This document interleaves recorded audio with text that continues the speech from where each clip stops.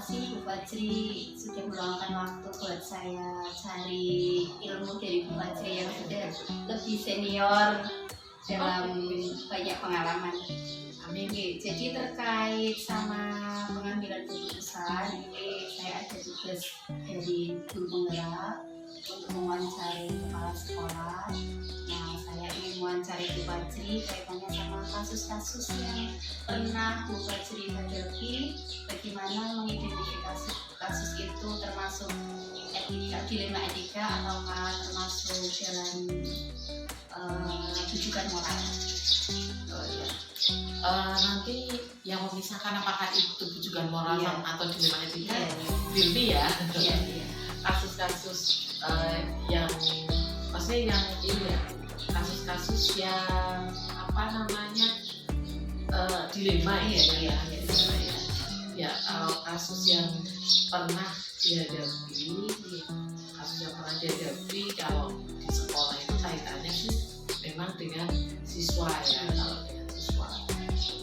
Nah, kasus yang perlu untuk pemikiran diputuskan apakah itu harus dilakukan atau tidak, itu adalah pada saat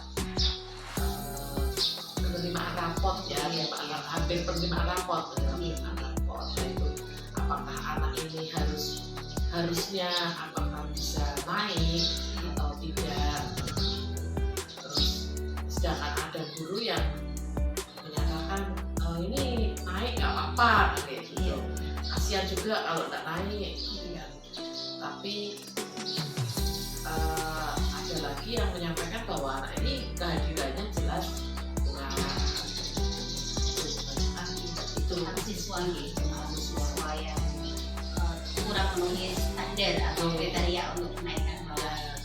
Kemudian langkah-langkah atau prosedur apa yang harus dilakukan dalam pengambilan keputusan apakah siswa itu nanti dinaikkan atau tidak, itu langkahnya bagaimana?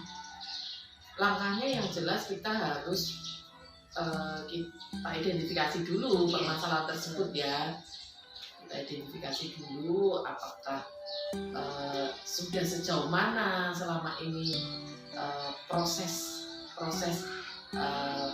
sikap proses perlakuannya terhadap anak itu ya, pelajaran yang sudah dilakukan oleh siswa tersebut, terus guru tersebut terhadap siswa kan kayak gitu ya. Terus kemudian dilihat juga apakah anak ini kalau tidak naik nanti bagaimana efeknya itu dilihat. Tapi selama saya di sini memang kemarin kalau dilihat dari efeknya kan kayak gitu, ternyata ya memang anak itu tinggal kelas kan gitu, tinggal kelas karena memang anak itu ternyata setelah kita datang ke rumahnya, kita ngobrol bersama orang tuanya, dan beberapa kali orang tua juga sudah diajak ketemu, anaknya memang yang tidak mau, tapi kita tetap menyarankan anak itu untuk barangkali kalau di sekolah sini memang tidak bisa naik, terus dan di sekolah lain misalkan pindah pun dia juga tidak naik karena memang tidak ada nilai. Nah, kita sarankan kalau memang anak itu kebanyakan kan karena bekerja, nah itu kita diarahkan ke kejar paket.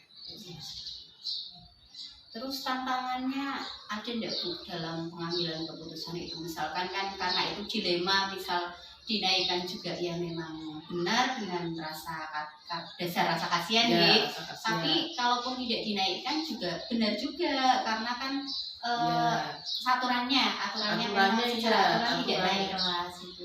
Jadi tantangannya bagaimana? Tantangannya sih terus tantangannya kan memang di aturan itu sebenarnya anak harus naik ya. Iya, tantangan itu di kurikulum itu memang anak harus naik. Anak itu. Tapi kan karena sudah dilakukan pengkajian itu, terus memang tidak ada yang bisa mendukung untuk itu ya, memang akhirnya ya jadi tidak naik kan gitu. Nah, dalam pengambilan keputusan ada enggak guru lain atau mungkin wakil kurikulum atau siapa yang ikut membantu mempermudahkan Bu Fajri dalam mengambil suatu keputusan? Oh ya ada, jelas itu semua ikut terlibat, bukan hanya kurikulum saja, kurikulum atau wakil kan kayak gitu, tapi semua guru-guru di situ, karena kan guru juga menghadapi anak tersebut. Iya. Termasuk wali kelas dan juga guru mapel, BK gitu juga. Iya. Tetap ikut serta dalam pemikiran-pemikiran itu. Kemudian menurut Bu Fajri yang paling efektif ini dalam mengambil suatu keputusan dari kasus-kasus yang sudah pernah Bu Fajri hadapi itu apa Bu dalam mengambil keputusan? Dalam mengambil keputusan semuanya yang paling efektif ya. Yang paling efektif itu adalah keputusan yang diambil dengan risiko yang terkecil. Oh iya, minimalisir risiko. Ya, risiko yang terkecil, terus efek jangka panjang yang paling kecil. Iya. Ini jadi dengan mempertimbangkan efek-efeknya, meminimalisir efek buruknya gitu ya. Iya. Jadi tujuan pengambilan keputusan itu harus dilihat. Iya, betul. Nah, dari semua yang kasus-kasus yang sudah pernah Bu Fajri hadapi, yang menurut Bu Fajri paling sering terjadi di siswa-siswi kita itu apa Bu?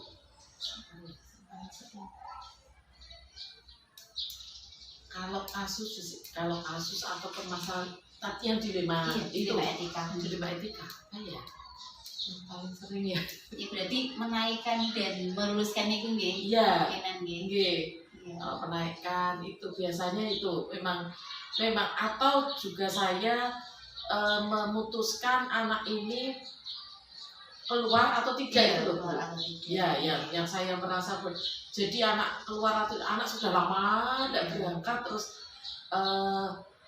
orang tua mau anak ini keluar saja lah Bu, kan itu saya memutuskan mengizinkan itu keluar, itu memang yang paling berat karena satu hal semua itu kan sudah haknya anak dan haknya anak itu untuk mengikuti pembelajaran itu yang paling berat.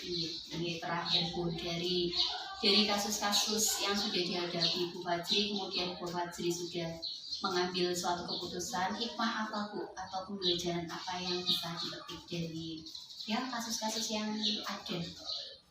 Ya, kasus yang ada bahwa segala sesuatu itu nggak bisa diputuskan sendiri tetap walaupun keputusan tetap ada di kepala sekolah, tapi untuk melakukan keputusan itu harus ada pertimbangan jangka panjang, terus pertimbangan dengan orang lain kan kayak gitu yang terlibat di dalamnya kan kayak gitu. Soalnya kalau keputusan hanya satu di kepala sekolah, biasanya nanti barangkali karena emosi saja kan gitu. Nah itu pokoknya intinya jangan sampai keputusan itu karena emosi, sebuah emosi sesaat tetap harus ada kontrol emosi dan berarti poin yang saya ambil dari sini dalam mengambil keputusan, kita butuh orang lain Bu, butuh orang lain untuk sama-sama mengambil keputusan terbaik, karena itu dilema pasti kan pasti untuk memberikan masukan dan penguatan. Biasanya kita sudah punya keputusannya kayak ini, tapi kalau tidak ada penguatan dari orang lain kayaknya belum maksimal. Terima kasih. Ada beberapa poin yang bisa saya ambil pelajaran, semoga itu bermanfaat buat saya di pembelajaran nanti yang saya lakukan atau di hal-hal yang lain. Selamat. Kemudian tantangan yang dihadapi apa Pak dalam mengambil keputusan dari kasus-kasus yang sudah pernah Bapak alami? Yang kasus kami ini ya, kita harus kasus tersebut kita kita analisis tadi. Ini kalau keputusan ditetapkan atau dikeluarkan, maka ini nanti akan menyangkut kepentingan individu ataupun masyarakat. Artinya kalau ini diputuskan, terus nanti masyarakat merasa nggak akhir gitu. Iya. Nah, itu Mbak. Ini harus dipertimbangkan juga. Terus yang kedua, kadang-kadang kita tidak mengambil sesuatu kan kok rasa kasihan, ada rasa Iya. dan itu juga ada nanti menyangkut mungkin kalau itu kaitannya dengan siswa, menyangkut bagaimana masa depan siswa begitu Mbak ya. Iya. Nah, kemudian kalau ini kaitannya dengan apa namanya kepentingan lain-lainnya, misalnya kalau kalian mengambil keputusan ini bagaimana posisi saya, Iya, jika kita yang mengalami iya itu. begitu. Terus kalau seandainya ini berkaitan dengan apa pihak lain gitu ya Pak, Iya. apalagi yang kaitannya kedinasan dan sebagainya, karena kita juga ada aturan-aturannya, loyalitasnya kita gitu ya Pak ya. Iya, betul. Kemudian bagaimana jangka pendeknya keputusan itu nanti kita ambil, jangka pendeknya mungkin apa yang terjadi seperti apa, kemudian yang jangka panjangnya kita harus pikirkan sampai sejauh itu. Kemudian Pak, dari penyelesaian masalah yang sudah pernah Bapak lakukan, langkah yang paling efektif menurut Bapak itu bagaimana Pak? Yang paling efektif Iya. yang paling efektif ya nanti kita harus betul-betul mendalami akar permasalahan, itu yang paling pokok seperti itu. Kita tidak usah memandang siapa itu yang membawa masalah atau yang mendatangkan masalah, tetapi kita harus mengacu pada regulasi. Menurut saya itu yang paling aman, nyaman, dan seperti itu. Dan tentunya dengan dibantu oleh beberapa pihak Iya, dalam mengambil iya. keputusan. Kalau memang kami katakanlah ada kebutuhan, ya kami selaku kepala sekolah di sini pun juga kami punya atasan. Biasanya kami konsultasikan atasan kami, entah itu pengawas atau dinas yang membidangi seperti itu. Ya bermasalah ini kalau nanti muncul ke permukaan, oh ini sudah dikonsultasikan atasan. Jadi memang keputusan yang bijak nih, Ya. dengan dasar-dasar yang kuat. Ya artinya tetap kita tidak bisa kusuk, tidak apa harus sinkrono, kita harus tadi kalau dengan yang kita tuliskan di sini kok katakan ada kebutuhan ya kita konsultasikan dengan yang terkait ya, dinas yang terkait dalam arti ya kita punya pengawas, kita punya apa tapi Iya. masih akan kepala dinas dan sebagainya. Pertanyaan terakhir Bapak, Nggih, dari semua kasus yang pernah Bapak tangani dalam mengambil kebijakan atau mengambil keputusan itu, hikmah yang bisa dipetik atau pembelajaran yang bisa dipetik itu apa Bapak? Ya, harapan kami ya kalau kita mengambil suatu keputusan, kalau kita berbicara kebijakan itu ada sesuatu yang diputuskan atau yang dilakukan yang sebetulnya itu menyimpang dari regulasi atau aturan. Itu kan kita berbicara kebijakan. Disitulah yang kadang-kadang kebijakan yang diambil itu ya harapan kami itu berdampak positif. Jadi dampak positif buat yang bermasalah atau yang Masalah. lain gitu. Ambil ya contoh misalkan dalam kebutuhan rapat kenaikan kelas gitu ya. Nah, setelah dari masing-masing wali kelas memaparkan siswa yang nilainya itu K berapa itu dimana di dalam aturan kalau K-nya itu lebih dari 3 maka anak itu tidak naik kelas. Kemudian kalau absensinya itu lebih dari 15% ya juga sebagai kriteria untuk tidak dinaikkan. Akan tetapi setelah ditelaah tadi misalkan masalah absensi ya kalau sampai lebih dari ambang passing sheet-nya untuk kriteria kenaikannya. kenaikan itu ternyata setelah ditelusuri dan sebagainya ada alasan yang membuat nilai kemanusiaan itu muncul dari pemangku atau pengambil kebijakan. Ya, jadi Nah, harapan kami ya dengan dinaikkan itu anak itu tetap sekolah. Iya. Dan kenyataannya ya alhamdulillah anak-anak yang pembelian yang seperti tadi itu setelah diputuskan seperti itu, anak tadi bisa naik di kelas 9 Iya. dan anak bisa melanjutkan dan sampai bisa lulus. Jadi poin yang bisa saya simpulkan dalam pengambilan keputusan kita harus berpihak pada murid nih Pak. Artinya melihat mana yang bermanfaat untuk anak meskipun secara dilema itu terkadang tidak sesuai dengan aturan, tapi atas dasar rasa kemanusiaan, atas dasar rasa peduli, maka diambillah kebijakan tersebut dengan pertimbangan untuk kebaikan anak. Ya, ya artinya untuk masa depan.